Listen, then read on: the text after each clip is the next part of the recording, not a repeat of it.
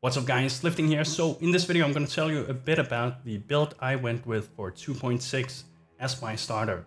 I wanted to do Uberlap so I can farm up a lot of currency, and I wanted something that was easy to level and cheap to get going so I could be among the first people to do Uberlap. For that I decided to go with an Occultist, and I went Blade Vortex. Instead of scaling crit as I've done in the past, I decided to scale, well, Flat Fizz, chaos damage, and then focus on poison. It's a little cheaper to do that, it's a little easier to get going as you don't have to rely on crit gear and so forth. One of the things that changed in 2.6 was the Blade Vortex radius. It has increased, and you can definitely feel that. You don't need to invest as many skill points into increased area of effect anymore. So for now, I'm only using the Witch area of effect node, and I'm not even using an increased area of effect gem. But maybe if I get a 6th link, that would be something to consider. But we're going to talk a bit about the gems in just a sec. But the reason I went for the Occultist is it's really strong against traps. That energy shield regen you get from Wicked Ward is immensely useful and will protect you when you do a lot of Uberlap running. You also get a free curse, and for this setup I'm running Warlord's Mark. I'm running Enfeeble right now to help with the Uber Isaro fight. Later I'll be using a Witchfire Brew Flask for vulnerability so I can deal more damage, but for now Enfeeble really is required for me to survive against both Argus and Isaro. And I'm still having some very sketchy fights, and I die occasionally. My character is definitely not at the level yet where it is completely reliable as an Uberlap farmer. But it is getting there. Currently I have about 15 chaos invested into the build, so taking that into consideration and that I've been able to do a few Uberlap runs, I think it's pretty good, and hopefully soon I'll be able to sell some of this stuff here and really take it to the next level. But it is a fairly cheap build, and that's what I like about it. So let me show you the gem setups I'm currently using. For Blade Vortex I'm using Poison, Void Manipulation, Spell Echo, and Controlled Destruction. Later, if I get a 6th link for mapping, I'll add in increased area of effect, but for boss fighting I'll add in added chaos or concentrated effects. Besides this, I'm running a Warlord's Mark Blasphemy setup, and I'm using Discipline as my aura. I'm using Flame Dash with faster casting to maneuver through the labyrinth. Then I'm using Enfeeble, and I'm self-casting that right now. Because of my increased duration in the skill tree, it lasts for up to 18 seconds right now, and it's very, very effective in the beginning against Isaro and Argus. But as I said, I'll be using Witchfire Brew later, together with the Warlords. I'm also using a Stone Golem. It makes an entire difference too when fighting Isaro. It taunts and keeps some damage away from me, allowing me to regen my energy shield. And maybe I'll use the flask that gives you Zealot's Oath later, so you can use the regen too. I'm not really sure yet, but we'll see. Then I'm using a Spell Totem setup with Wither, increased duration, and faster casting. And the nice thing about this is that Wither slows down my enemy, and it also makes them take more chaos damage, which means a poison that is applied is going to deal much more. It's very, very powerful for this setup. Then I'm using Arctic Armor, and as you guys can see, a lot of my mana is reserved. I can't reliably sustain the Blade Vortex by itself, but as soon as I attack, my Warlord's Mark will give me that leech back and I'm able to do it. As for my flasks, I'm using a Step Knight. It is incredibly useful against Isaro, makes the fight much easier. I'm using an Atziri's Promise for more leech and more damage, of course. A Granite Flask, this is temporarily, I'll be swapping that out, but it's nice now. It also removes freeze and things like that. It's great when he has conduits and things like that. Assault Flask, I'll keep that, good damage mitigation, and then a Quicksilver Flask right now, just to, well, for movement speed rights. When it comes to the skill tree, it is a pretty standard physical-based chaos, poison scaling tree. We start here in the Witch area nodes, some mana regen to help sustain the Blade Vortex, energy shield, of course. I'll be going for corruption too, a few jewel nodes.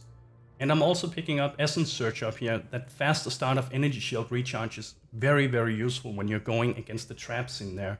It makes you recharge your shield so fast that the traps, in most cases, unless it's the damage over time traps, won't be able to kill you, and it just makes running through the labyrinth so much nicer. You don't need it, it's still nice with the Occultist, but I like this one a lot for Uberlab farming specific purposes. I don't think I would use it for just general mapping. Then of course CI, more physical chaos over here. Ghost Reaver so we can leech together with Vault Pact. And then I'm using Charisma here, and Charisma is what allows me to run both Arctic Armor, Discipline and the Blasphemy setup without having mana issues. If you want, you can also pick up something like this up here to get a little more mana. The Ascendancy is the Occultist, as I said. Void Beacon for more damage, less chaos resistance. Wicked Ward for that energy shield recharge, uninterrupted. It's so fucking good. That's the main reason I chose the Occultist for Uberlab farming.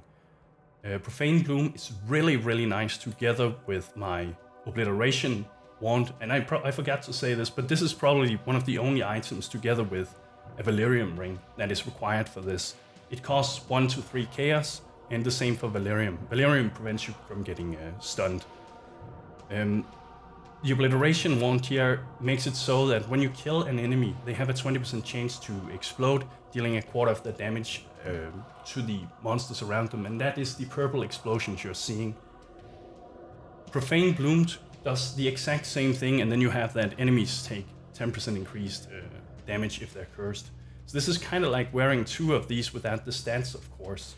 Eventually, if I get enough energy shield, when I get enough energy shield, I'll be dual wielding, and in the other hand, I'll be using a Delirium wand for a lot of added chaos damage. However, until then, until I get more energy shield, I'll just be using a good shield, pump it up that way. You could also run another Obliteration wand that could be kind of fun with Profane Bloom too. Then Malediction, and that's the one that gives us that extra curse. I am a little curious about whether or not it's worth speccing into Potency of Will down here. It gives my Blade Vortex more uptime, makes it more reliable. I kind of like it, and it also gives me access to Shaper, which gives us some mana regen. It's debatable if you want it, but it's nice in the beginning until you get it on your gear. Right now, Potency of Will makes my Blade Vortex last for 7.5 seconds, giving me an easy uptime on it. But it is a lot of points getting down here. I may spec out of it later, but for now, I do like it. If you want to level this build, you just need to use a Freezing Pulse from the get-go. At level 12, you can get Blade Vortex, and then you can go with that all the way. I would suggest that you level as life-based and then spec out of some life points when you get to level 69, when you can use the good bases. Pick up something like Blood Siphon, Cruel Preparation, Heart and Soul, these nodes and these nodes. You get 18 refund points if you do all the quests, or you can use the Regret Orbs if you want. And it just makes the leveling so much easier.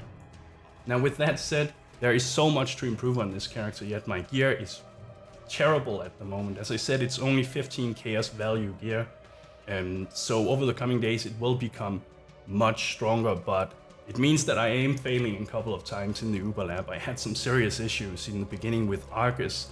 I didn't deal enough damage to leech, and my flasks weren't properly set up. But once you get the flasks set up, you start to leech enough. You need a Blade Vortex level 19, in my opinion, for it to feel good, to deal enough damage. And once you just start to get a feel of the character, it's actually pretty safe, it feels pretty good. But there are Isaro phases at the current time that just absolutely wrecks me. As you can see here, for instance, I'm fighting him with gargoyle buffs, and they make him take less damage, he deals more damage, and I think he's faster too. So that didn't go too well. I have to pick my fights yet, but eventually this build should be able to face roll most of the, or all of the Isaro buffs, and make it a very reliable Uberlab farmer. And it is a good map farmer too. I don't know about Shaper. I will try it against the Shaper, but I'm not sure it has enough damage for something like that. But that's okay, because the intention with this is to farm Uberlab, get currency, so we can build some more characters. Anyway, check the description of the video for details if you're interested, and make sure to check in the coming days for more videos and updates about this, because I think this is pretty much what the build will be, but there may turn out to be some changes. Thank you for watching, and bros, do you even nerd?